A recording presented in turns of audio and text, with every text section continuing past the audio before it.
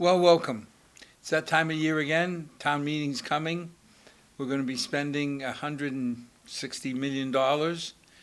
And we always think it's good to go through the articles on how we're spending, what we're spending it on, and give you both sides of the coin. So the objective here is not to influence anybody, whether it be for or against it, but just to understand what we're doing. Why don't we start with introductions? Andy Lazat, Chair of the Finance Committee. Paul Mazzucchelli, Chair of the Select Board. And this year's exciting. The state's giving us so much money. Are you going to identify yourself? Oh, Al Correa. But if you think about it, when the governor first came out and said she was proposing a 0.6% increase in school funding, that's a cut. Right. And school funding, like I think you told us once, Al, was compared to the other years, sometimes it was 7%, 6%, 4%. I guess it's 0.6% this year for schools. That's what we're getting. Right. And we'll go through the budget, but my hat is tipped to the school committee because they brought it in at 2.5%. Right. When you figure that 80% of their budget is salaries, and that goes up 3.5% a year, Mm-hmm. they're actually cutting their expenses. Right. And that was wonderful. It really was. Not too many towns can get that kind of cooperation. But we got fire, they took a hit. There were a lot of Police. concessions made. Yep, no question. Well, let's go through.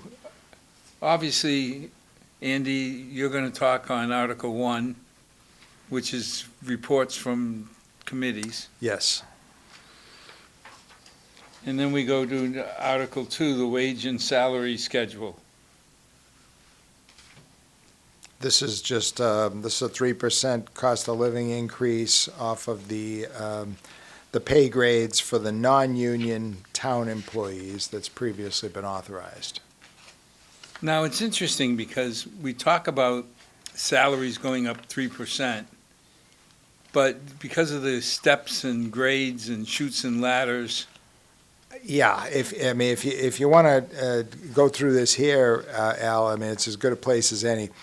We've got a persistent problem. I hate to be a banging drum on this, but we're giving people cost of living increases of 3%, and a lot of people also have step grade increases. Mm-hmm. So that, you know, sometimes you see departments where there are 5 and 6% increases with Right. no change in personnel. Mm-hmm. You know, we had a lot of people on the finance committee with private sector background or experience that are saying, you know, we're not seeing these kinds of raises in the private sector. And it was fine when we were getting 10% increases in state aid. But if state aid is going to be, you know, 1-2% a year, it's just not going to be sustainable. So people are going to have to understand that that's either going to have to be dialed back or people are going to need to rethink what they do in terms of delivering services. It's not just going to be the status quo. A separate issue while we're on the topic is employee benefits is also becoming a major problem. The pensions and the health insurance for town employees, this year it would have gone up probably about 8.5%. The only reason it's down to 5.5% this year is because we have less employees. And I ran some math the other day. If you had 8.5% increase of an expense, which is currently about 1/6 of our budget, and your revenues are growing at about 3%, in 40 years, the entire budget would be healthcare and pensions for employees, with no employees on the staff. So it gives people some idea of the long-term challenges that we're going to have to face. And, you know, I talked about this a little bit last year at town meeting, and people may have just sort of brushed it aside. But anybody who was a decision maker this year in the spending has seen the first waves come ashore of these issues. Right. well, the last time we really faced it was 2003, Mm-hmm. when Romney did the same and he cut the budgets. Because we were looking at total employment. Because when we say you got a 3% raise, it doesn't take into account the 5 to 8% your health benefits went up. Right. So if we're getting 3% increase in revenue, 5% increase overall in expenses, eventually those lines cross. And that could be another like 2003 where we had to take some drastic measures. But we did well this year with the budget, considering what we had to deal with, cooperation of people and keeping services relatively intact. I think there was a lot of effort done on that. Well, again, my hat's off to the Milford department heads. Yep. Because you don't see police, fire, school ever squeezing as hard as they did in other towns. Excuse me, Al, too, I can also say, too, that was, hats off to the Finance Committee and also our Finance Director, who saw this coming. Yep. Down the road, and more or less prepared the department heads for this coming to us. And he did well, and I can say Andy and you too, and the rest of the committee did well of conveying that to the employees in town, to let them know that we're in a crisis now, and it's something that we all have to cooperate and do what we can together. We're all in this together. And let's see if we can do what we I'm can. more And so worried far, about so the good. next year. Yeah, Because I don't think next year is going to be any better. there's no And signs the year saying after that it's that, gonna. the little expense of the high school starts kicking in. Mm-hmm. So we're going to have to work together. Right, and it's something that, like I says, I mean, like what Andy was saying too. I remember when I first started, and when I think about how long ago it was, it'll be 50 years next year. Oh. I started in 1977, and back then, what Andy was getting at too, if you got a 2% raise or a 3% raise, that's what you got. There was no step increases. Right. So if you were at a salary of X amount of dollars, you got a step increase of 2.5% or 3%. It was just added on. You didn't get to the next step for another 3%. And because I don't think we even had steps back then. No. But and that's how we all got along, and we were proud to even be working for the town of Milford. And maybe that's something we'd have to think about in the very near future as well. No, that's a great attitude that you had. Article 3, elected officials' salaries. Was this also a 3% adjustment? This is also- Yeah, there was 3%, 3% too, yeah. Yep.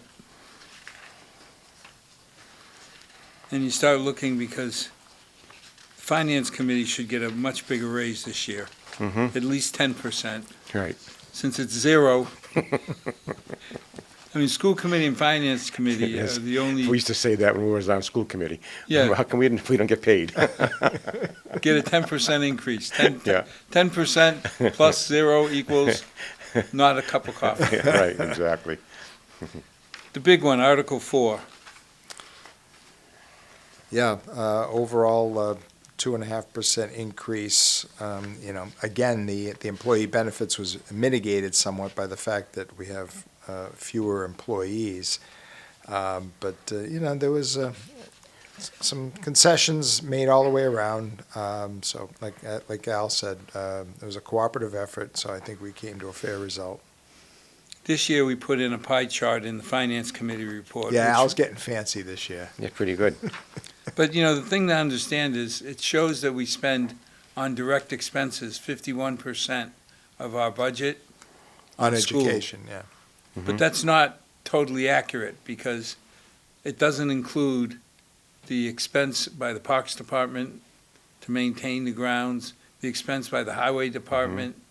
It's only direct expenses. We're probably closer to 60% Sure.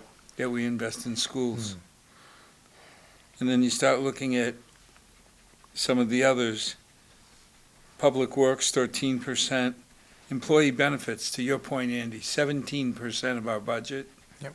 And it's interesting, because when we talk about an article coming up, the head of HR said, employees don't value pensions. Yeah, let's wait till we get to Article 8, because that's an interesting discussion. That stunned me, Yeah. because one of the most important things I would imagine if I was a municipal employee Mhm. is getting that 80% plus health benefits for the rest of my life. Right. To find out that we're giving that away and it's not appreciated. Very much appreciated. Well, that's the funny part. But you got the HR saying, Mhm. well, we'll go through it in Article Sure. 8. Yeah. But you're saying it's not as valuable as it used to be. To me, health benefits, Especially today. Well, my You know. mother, when my dad retired from General Motors, he had the choice of a full pension or a reduced pension. The reduced pension was for him and my mother. Mm-hmm. Well, he died. 30 years later, my mother's still getting full health benefits. Mhm. Now, back 30 years before that, nobody thought anything for health Right. benefits. But to get full health benefits for free, Mm-hmm. you couldn't put a price on it. Right. Yeah, the retirees do pay into the system as well Yeah, they, for health. what, 20%? Yeah. So- But still, when I retired, Mhm. I got a lunch. Okay. The private sector is going further and further away from having pensions. I don't know of anybody in the private sector that has pensions. No, I mean, 20 to 30 years ago, I think was the real movement away from what's called the defined benefit pension plan, where you get a fixed percentage of your salary versus what's now called the defined contribution, which is the 401K. I think probably 95% of the private sector now is defined contribution. You Right. couldn't afford it. Go ahead, Al. Article 5. This is a series of reoccurring articles that allow us to run the town. It happens every year. It's to authorize the select board to fund different activities, Right. to authorize us to collect money. But I don't see anything that's changed over the last few years for this. Yeah, it's an article that's been in every year Yeah, so it far. used to be 6 or 7 articles, Yeah. and we combined We them combined into it one, into one. saying Right, no reason to have 6 separate votes. right. Article 6, potato chip money. $4,000 for the school. Yeah, there's potato chip, snack Yeah, machines that would be and the soda vending machines, and that machines money would go toward the school.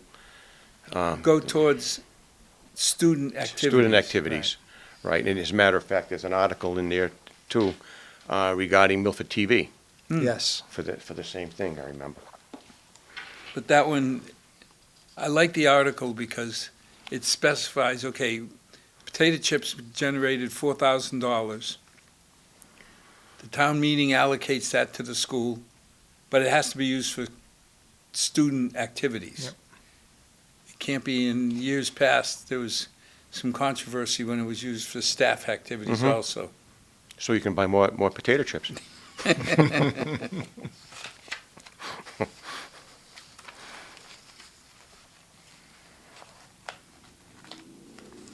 Article 7. This is a bit confusing for some people. We have in-house counsel, Mhm. but we have to rely on experts from outside the town. Yeah, that's something that people have been talking about that sometimes too, but there's some people that are specialists in certain things. As an attorney, you would know. Like, for instance, like the labor attorneys, dealing with renegotiation of contracts, something complicated like police and fire, who have their unions and pretty strong unions. That's something that like I said, since I got on the board in 2021, we've been having a labor attorney come on. Whether it was in-house in the past, I don't remember. But lately, we've been having our own in-house attorneys, such as if there's a special problem that comes up, such as one of these that's going to be in the articles, a particular lawsuit, for instance, someone that specializes in that, that's very serious, that you need someone who does that every day. Well, that was like obvious when we had the Benjamin Moore issue. Mm-hmm. Right. You the need contamination. environmental Right, attorneys right. or attorneys with environmental experience. Yeah, I think there's some value to having outside counsel dealing with union-type issues, just to create a little separation between town hall and the town employees. So that seems to me a reasonable course of action. And I think we were told the average cost is about $50,000 a year, and so we're just replenishing the fund that is used to pay that cost. I mean, it made sense to me. Yeah, but the confusion came out when it was announced at the FinCom that we had spent 1.6 million on some legal activities.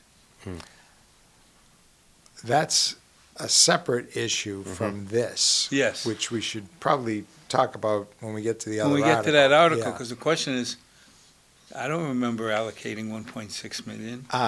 Yes. Unless that money is coming from a self-insured fund that is just being depleted. I don't know. We'll have to. We'll have to find out, We'll have to because find out. those funds for self-insurance and all, when you use them, eventually you got to replenish them. Somebody will be coming to Because there's us. no gazinta. It's only gazauda. Goes out, yeah. You know, it's not like a revolving fund at the youth center where they spend money, but they get fees and dues and things on that. Not dues, but different revenue coming in. Yeah. Article 8, Andy. Okay, so I hope, we've asked them to pass this over pending further discussion. I hope they take us up on that, because I really don't want to get into all this. But this is for the Article 2 non-union employees, shortening the amount of time that you need to be there to have increased vacation, some time and a half for sick time that gets eligible for double time, things like that. Now, you might look at this in isolation and say, well, these are not huge money issues, but what you really need to do is look at this in the context of the big picture. Number one, we expanded the compensation platform for these Article 2 people 4 or 5 years ago. They came in with a study. I thought the study was a little generous, but we approved an expanded compensation. Now they're coming in with this. To the extent that any of these benefits do not appear in a union contract somewhere, I have serious concerns about the daisy chain effect, that the union will then say, well, wait a minute, they got this, we want that as well. And then, if the more sick time and vacation time you give people, the less work you're going to get out of them, which is inevitably going to lead to a monetary issue, because you're going to need more personnel. So it's a very slippery slope to say that vacation and sick time are not monetary issues, and there's no assurance they couldn't come back next year, the year before, asking for additional incremental improvements like sick time. So things like this, number one, I think need to be dealt with in a comprehensive manner. Number two, we haven't really been presented with any kind of sufficient hard evidence of the need for these expanded benefits. And number three, as we started this meeting with, we have to start bringing employee costs under control, because any expansion of benefits is only going to lead to more pain when we get to budget season and we have a difficult budget. And you also have to continue that. Yeah. Year after year after year. And if that employee leaves, you can't say to the new employee coming in, we can't give it to you because we gave it to the employee before. It becomes standard now. Right. Well, That's all right. the articles before this were voted as favorable. Yes. This one is kind of unfavorable. The vote was unfavorable, but I got the feeling from the rest of the committee was, we don't know enough information.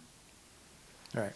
You turn around and say, initially it was presented that this brings the non-union folks up to the same level as the union folks. Well, that seems fair. And then Paul Abedanza went and looked at contracts, and there's no level. Police, fire, they're all different. This is superior benefits to a lot of unions. Now, they might say, well, but the unions have more benefits than us in other areas. Again, are we going to start chasing all of these things so that everybody's getting elevated to the highest common denominator? Well, that was the comment when I said, the head of HR brought up the fact that a pension is not viewed as important anymore. For newer, younger employees. Well, if that's the case, I said, well, then why aren't we negotiating that away? And it's like, oh, no, that's gospel. You can't touch it. It's protected by the state. Well, it's state law, but if it is now, again, Milford doesn't exist in a vacuum. So if we're having an issue in that regard, I don't know that to be the case, but that's what we were told, then presumably other towns are as well. If younger employees are saying, we'd like a few extra bucks up front and we'll take the 401K, then our state rep should be petitioning the state legislature To allow it to happen. to allow it to happen. What are we doing? You can't keep the rich benefit on the back end and say they don't care about it, but we still have to fund it, and then start expanding the benefits on the Yeah. front end, right? But that's the way it all started. I mean, back when we were totally underpaying municipal employees, the idea was they're not making comparable wages to industry. So at the end, we got to compensate them with a better pension plan. But over the years, we've kind of, The compensation's the risen. compensation's kind of been normalized. Yeah. And like I say, I know when I just retired, I got a lunch. Yeah. Yeah. So the finance committee discussion was more, we can't vote for this, so the only option we have is until we get more information, we have to vote against it. We'd like them to pass it over, bring, things like the question came up, how many employees do we lose? Hardly A any, year. I believe, you know, I mean, from what I could see. I Unless mean, they're all the retiring. faces look the same. The answer I've heard anecdotally is we're not losing too many. No, unless you retire, other than that, Well, they're not retire or losing you on their move own. out of state or something that, but no level of benefit's gonna stop that. No, No, and, so if you're talking about younger people, again, I know a young person who works for state government, 2% COLA, no step increase. Mhm. So I think if they're looking at these jobs and these benefits, they might say, well, I'd be interested in it. Maybe we're not advertising wide enough, because we shouldn't just be looking at other municipalities for workers, right? We Right. should be looking at people who work in state government and the nonprofit, Mhm. you know what I mean? But 5 years ago, when we went with 8% increases to the non-union folk, it was because we couldn't compete for new talent and retain our talent. And I remember asking the chairman of the personnel board back then, do we have a hard time recruiting people? And the answer was, no, we get lots of applicants. Are they qualified? Oh yeah, they're very qualified. Are we losing a lot of people? No, we're not. So I was totally confused. If this is because we need to retain our employees and entice new ones to come in, and we don't have that problem, then what are we solving by increasing the pay by 8%? So those issues and others, So it's gone down as a unfavorable vote by FinCom, Mhm. but it's more a vote of saying, we don't have enough data to Sure. have an intelligent discussion. right, not enough information to make a good decision. Yeah. So, Article 9, Vernon Grove, mhm. buying back plots. It's very important. You know, there's not enough. You know, you go to the cemeteries today, you know, and a lot of people my age were on deck, you know. And like I said, there's only so much real estate that's available. And if people have lots that they bought and want to sell you them back for the same price they paid, that's a bargain. And I think realistically, if I'm correct, any acquisition or sale of land that the town owns has to go before town meeting. Mhm. So every time somebody wants to sell back a plot, you know, they bought it when they were kids, and now their families moved out. Anytime they want to sell that back, you gotta go to town meeting to ask for permission to accept the money, which we want. Which we want. Yeah, that's something that's This needed. would set up it's almost a revolving fund, Mm-hmm. but it shouldn't cost us anything because we're paying back the same amount of money that they paid us. Yeah. Right. Yeah. and that was a favorable move. Hmm. Article 10, voting issue. has something to do with the planning board and how many meetings people can miss. Well, I think the issue came out was, if I'm on the planning board and we take up an issue, a proposal, and I wasn't at that meeting, but I am at the next meeting when it was carried over. If it was a two-meeting discussion, the second meeting, I can't vote. And that can be a problem. You know what it's like to get a quorum at Yep. these meetings. Yep. So the idea is you can vote on an issue, on a proposal, even if you missed the first meeting that it was opened at. You should have the information that you need to make that decision too. If you keep I missing would think meetings, so. you know, you gotta Educate yourself. educate yourself on that as well. And that was refer to sponsor. Right. Okay, here's one that's going to cause some questions. Article 11, $4 million allocation Yep. for PFOS and PFAS. Mm-hmm. You're the chemist. It's a problem.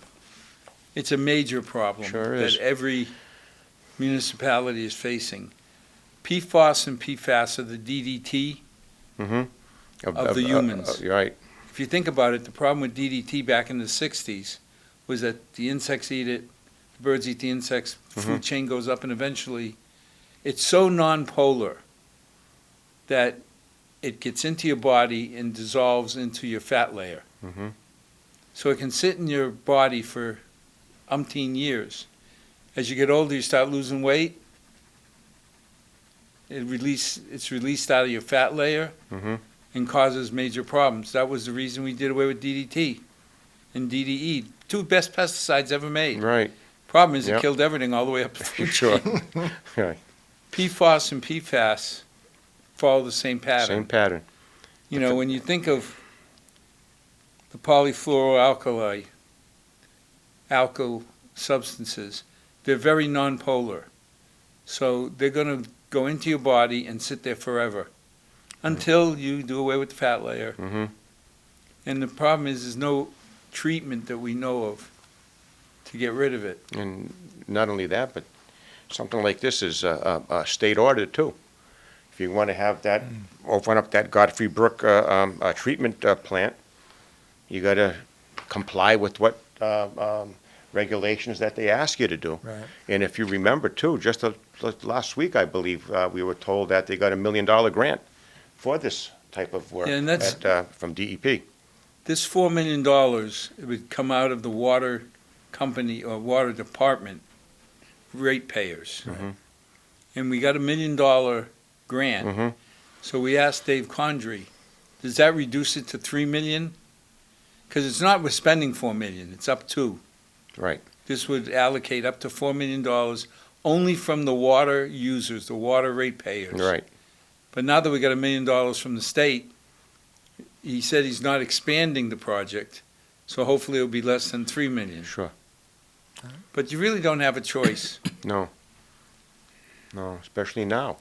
As you can see, this treatment plant is out of commission right now, Oh, is it? which is why, you know, one of the factors why we having this water ban at stage 4. And the thing is, there's no set limit. The EPA set a 4 parts per trillion Per limit. trillion. But when I was at Horizon, we were working on methods for PFOA and PFA detection. Every time we or somebody in the industry would come up with a more sensitive level, they dropped the level. Mhm. And this has been what the EPA's done for years, for decades. As industry comes up with more sensitive gas chromatography, mass spec detectors, the levels go down, EPA brings their level down. So we don't know where this is ending, but you got to do something. Right. Sure. And again, the biggest thing is the $4 million will come out of the ratepayers, which is most of Milford. I mean, there are certain places like the end of Whitewood Road where half a dozen houses, I think, aren't on town water. I'm not sure if it's they declined it or it's just never offered, but that's it. The rest of the area is on water. Right. So that was a favorable recommendation. Or, yes, that's right. Article 12. This one just makes it's humorous.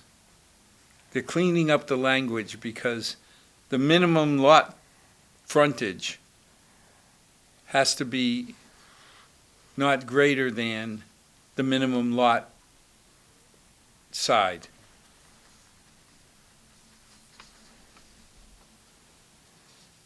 So if you have minimum frontage of so many feet, you can't have the minimum frontage be larger than the minimum total. Does that make sense? I guess. Let the sponsor explain that one. Yeah, that's why we referred that to sponsor. That's number 12 was referred to sponsor. Right. 13 is the Milford TV money you were talking Yeah, about, yep. Paul. But there's a change this year. Because in the past years, this was a mandatory step. The state regulated how it was given. So Verizon and Comcast gave the money to the town, Mhm. and then the town gave it to Milford TV and Right. the school. Mhm. That's still the same, but this year you added money. Well, there's going to be, whatever fees that they have to pay us, we're going to give them back. But didn't you add like $2,600? $2,600, right. So that's a supplement from the town to help cover the costs at Milford TV. Right. And demand keeps getting higher.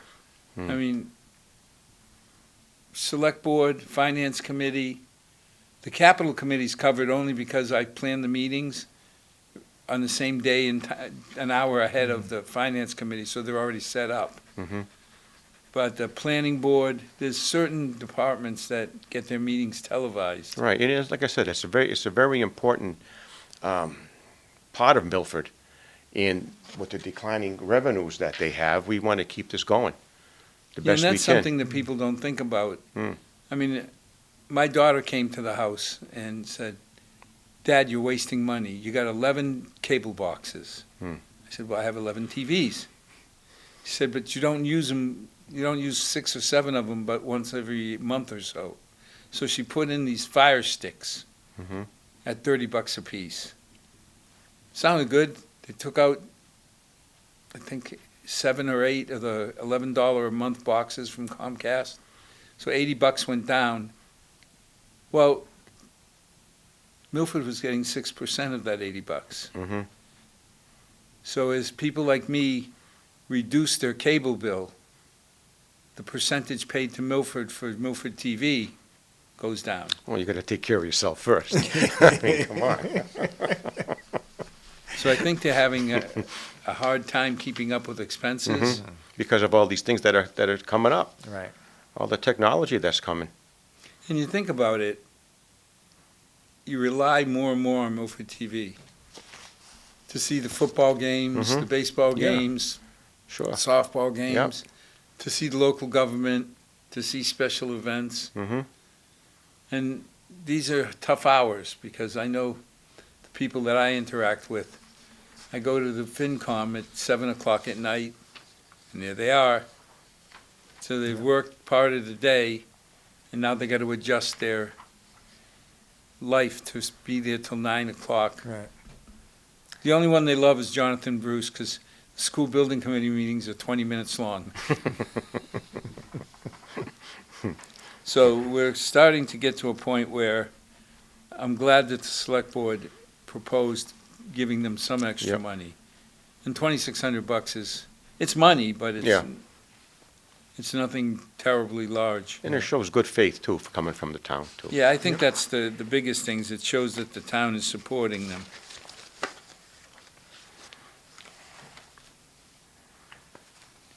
Article 14, Vernon Grove. We have a perpetual care account. Mhm. The Avis Pond Perpetual Care Account. I think the Avis Pond Fund is about $200,000, $204,000. And the Vernon Grove Cemetery is asking town meeting to let them take $25,000 out of it. Right. To do maintenance. Doesn't affect the general town funds. No. Doesn't affect it at all. Okay, Article 15, the stealth article. I love this one. To see if you remove section 2.4.8 and rename it by moving 2.4.9. It didn't say anything. All I remember from this is we had Paul Abendanza go get the zoning bylaws in the middle of the Finance Committee meeting. He read these changes to me, and I concluded I didn't care. Well, the Conservation Commission apparently cleaned up some bylaws. Yeah.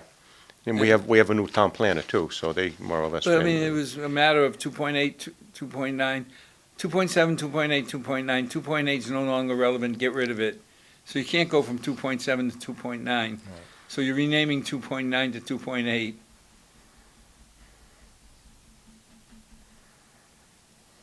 But it wasn't anything to discuss, so it was refer to sponsor. Article 16. Yeah, that's the lawsuit that we're dealing with. Just going to, not the specifics, but go over the general part of it, because as you would know, Andy, it's still in legal. Yeah, so it's You a know. gender discrimination complaint against the police department with respect to one of the officers. This has been in litigation in the Worcester Superior Court now for 3+ years. The proposal is to settle the claim for $2,750,000 and to allocate an additional $50,000 for a study of management practices in the police department. We had the outside counsel from, I think it's Foley Hoag in Boston, who came to visit us at the Finance Committee on April 29th. Obviously, he can't say anything he wants in open session because this has not yet been approved by town meeting. So there's always the potential for litigation if the settlement were not approved. But this is scheduled to go to court next month. It was originally scheduled for a trial imminently. In May. And then they In moved May. it to December. Then they moved it to December. So the and- lawyer can't really say, here's my strategy on what I'm going to do. That's right. I mean, he did acknowledge that there was a more than marginal risk to continue with the litigation. And the other thing that we have to consider, which I see all the time in the context of settlements in court, is the costs and the risks associated with continued litigation. We have already incurred as a town $1.6 million in this litigation. He estimated that the plaintiffs' legal fees could be upwards of $1 million, which we could potentially be responsible for if there was an unsuccessful result. So town meeting really has to, sort of put aside emotions and everything else and make a determination on whether settlement is a preferred alternative to continued litigation. Peenville may not be happy about the amount of money that is proposed to be expended to resolve this, but the Finance Committee concluded that the settlement was the best course under the circumstances. Well, when he showed us similar lawsuits that went to jury trial, wasn't it like 3 million minimum up to 12? There is real risk. You don't know what a jury is going to do. That all gets baked into, the jury's conclusions as to the facts and circumstances and whether they think additional damages are warranted. So it's all an unknown. And usually too, when we were, like I said, this, like Andy was saying, this has been going on for a few years right now. And as a select board member, we met many hours with various meetings, depositions. I was at the deposition for her attorney 4.5 hours. Because as you know, we're on the committee. I was chairman of the police chief search committee, and one of the, like I said, Nathan was saying, we're already into it for 1.6. One of the executive sessions that we had, I asked if we were to continue, how much would it be? He says, pretty close to $1 million just to get in front of the jury. And then he went on to say how Massachusetts is very favorable of this type of work environment, such as a female being in a male-dominant environment, such as police and a fire department. And when it comes to discrimination and harassment and whatnot, especially in Massachusetts, juries seem to be in favor of the plaintiff. And like we said, I mean, what we're doing is we want to avert the risk of going in for a much higher settlement or an order, such as you have back pay, front pay, punitive damages, her insurance, her legal fees that we would have to pay, and that could make this 2.7 million seem like peanuts Well, if you've compared to got what we've $1 done, million to get to the jury, just to get to the jury. that leaves 1.7 million at risk. Mm-hmm. And the odds are the jury trial isn't going to be free. This was a I mean, financial Andy, decision. You're a barrister. What's the going rate for a Boston firm like this? Well, it depends on the size of the firm. Foley is a tiny little firm. Foley No. Hoag is a No. good-sized firm. My guess is their partner rates range from $1,000 to $2,000 an hour. An hour. An hour. So $1 million doesn't take a lot of hours to eat up. I could see that being chewed up between now through a jury trial, yeah. And then you got to get into the trial. Well, that might get you through the trial, but still, it's a big number. And Andy, one of the things too is, Andy could probably agree to this, is if it's ordered by a judge, now it comes off the tax base. Yep.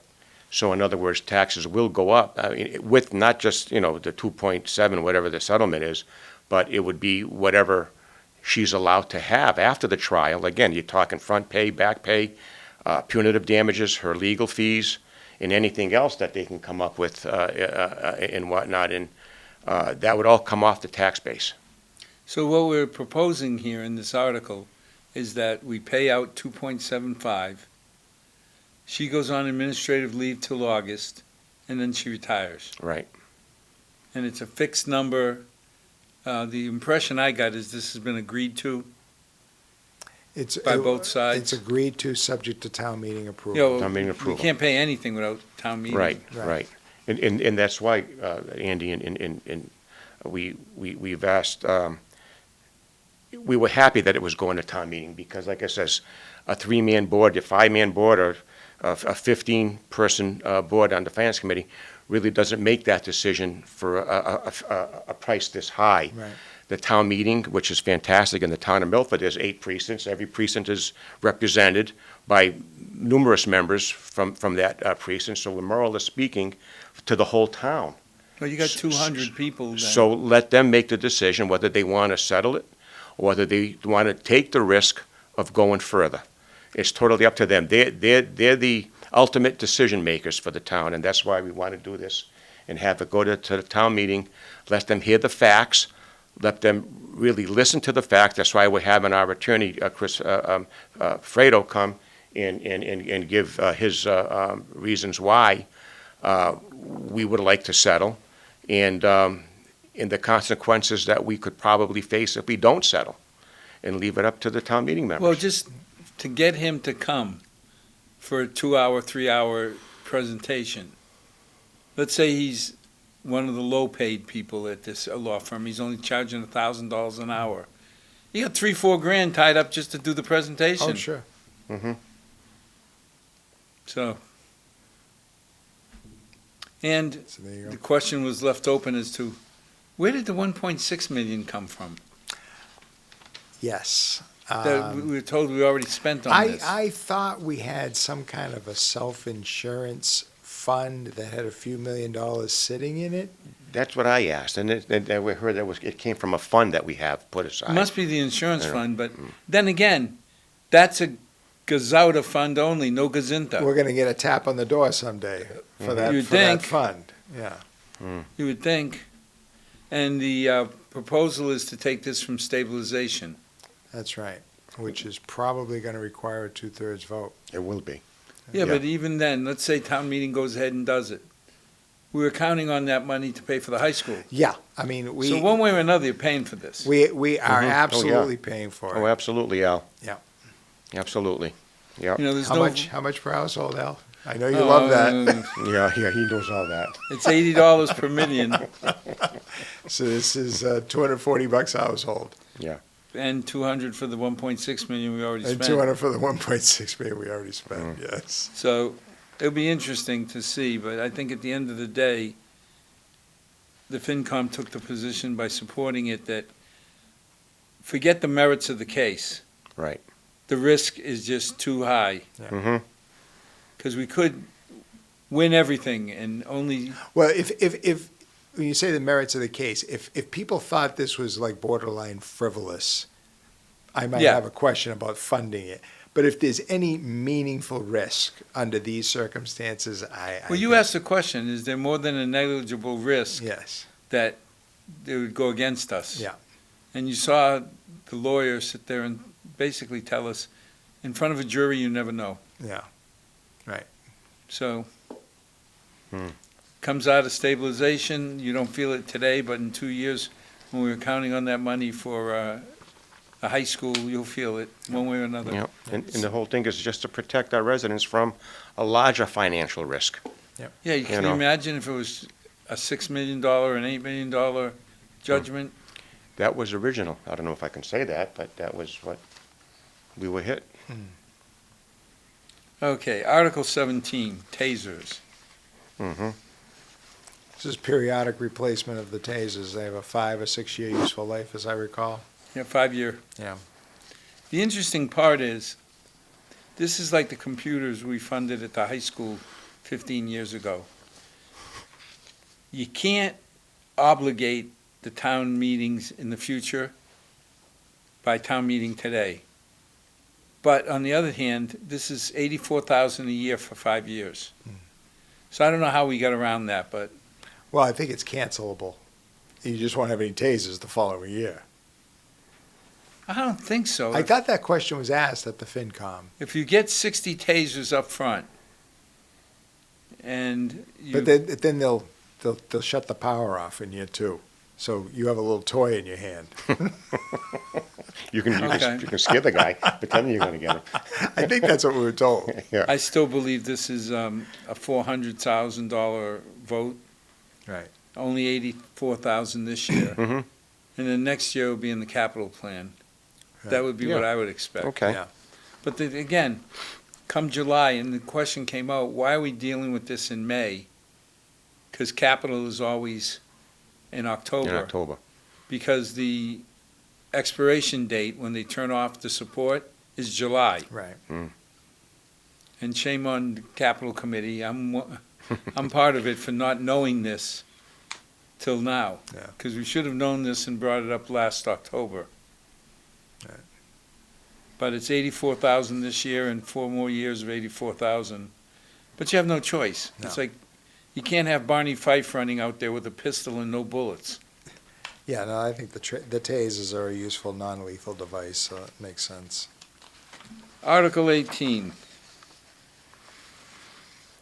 Somebody's looking for an additional liquor license. Liquor license, yeah. Yeah, we punt that to the, Sponsor. whoever the sponsor is.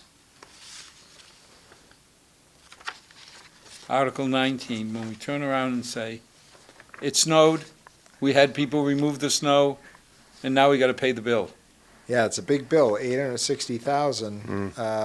But everybody remembers we had those 2 big storms, right? Yeah, So, It's 860,000 in overage, an overage. an overage.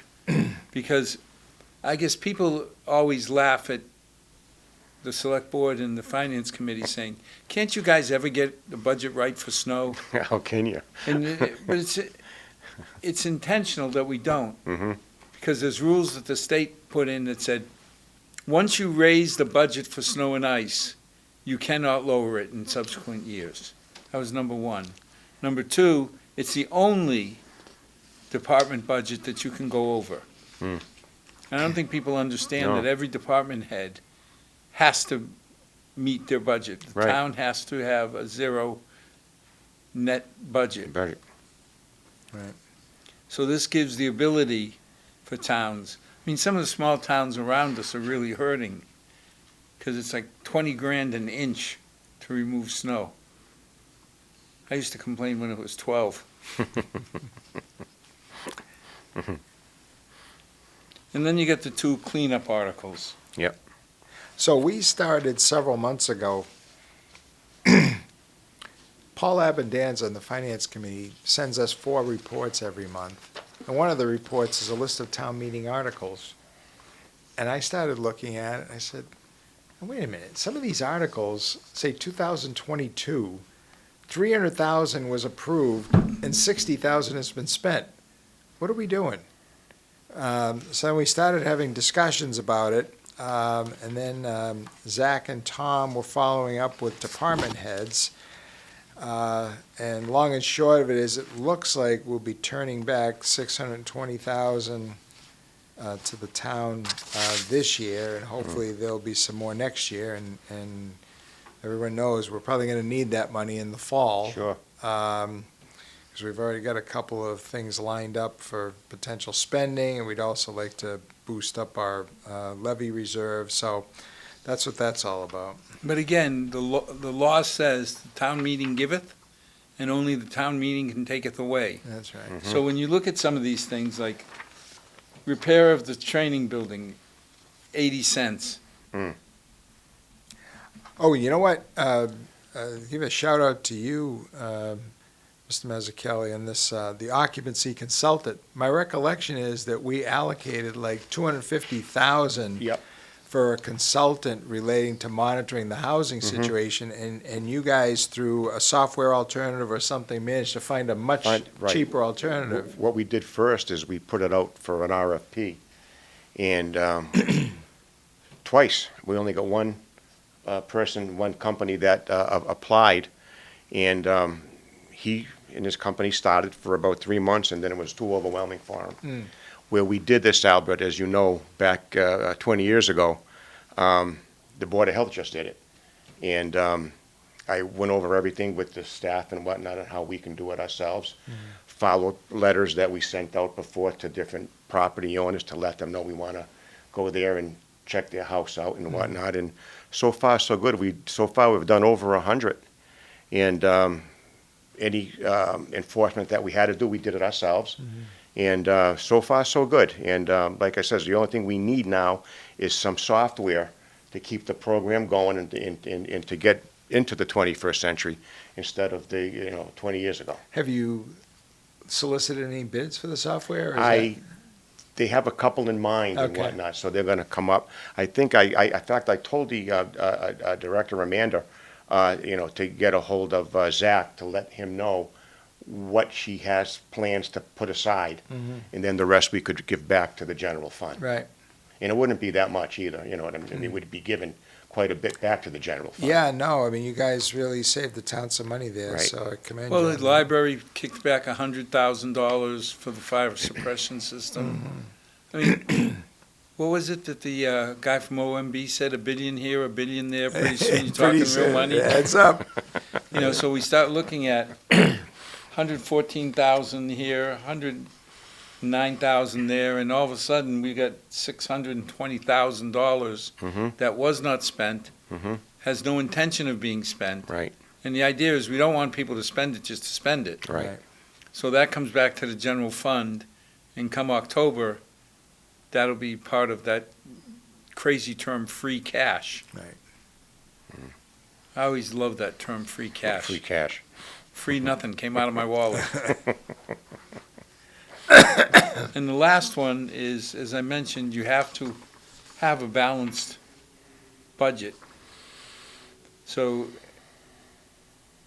Zach goes through, and there's certain departments that spent less on personnel for some reason and more on materials, so he transfers money because there's a town meeting rule that you have two parts of your budget, personnel and stuff.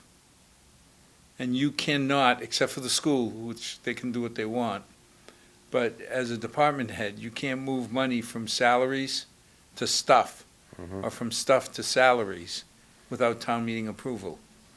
So Article 21 goes through all the balancing of the funds so that everybody comes out whole. Mm-hmm. And it's amazing, that's it.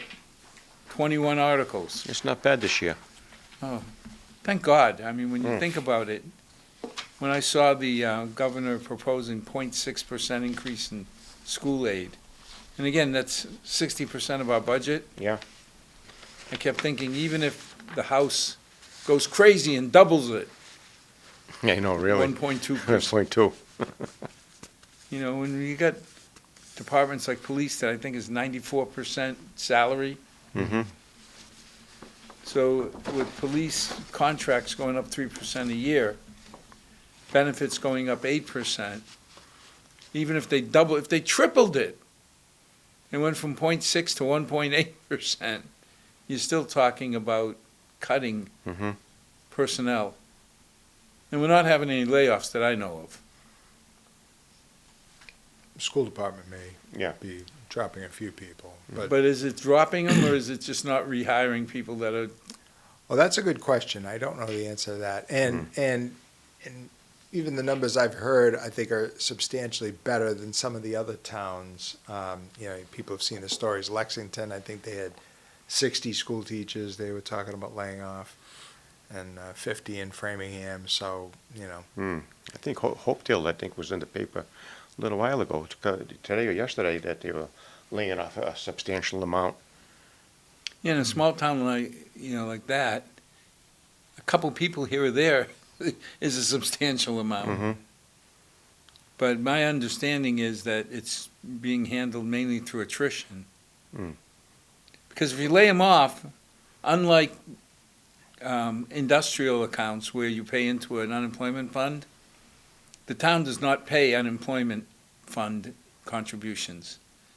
At the end of every quarter, the state comes back and said, these 4 people applied for unemployment, the bill was $100. Here, Milford, here's your $100 bill. right. So we will find out very quickly if anybody gets laid Right. off. Mm-hmm. But overall, I don't know how you feel, but I feel great that the town rallied together with a 2.5% increase, which is more than half, Yeah. or less than half, I should say, Mm-hmm. what we've been averaging. Right. No, good result all around under the circumstances. Like I said, we're being led great between our finance director and the finance committee. I'm not kidding you. I mean, I'm not just saying it because you guys are here. No, I always said that. No, I you know. appreciate that, Paul. And Zach and his team do a hell of a job, Right. and we work together well, so. Well, to our 6 loyal viewers, thanks for joining us. The warrant is up on the website and the FinCom report. The warrant is the Bible. That's what the Select Board put out. The FinCom report takes the warrant and adds the background that we've been discussing. So again, to our 6 loyal viewers, thanks for joining us. May God bless. May tomorrow be a better day than today. Good night, all. Good night.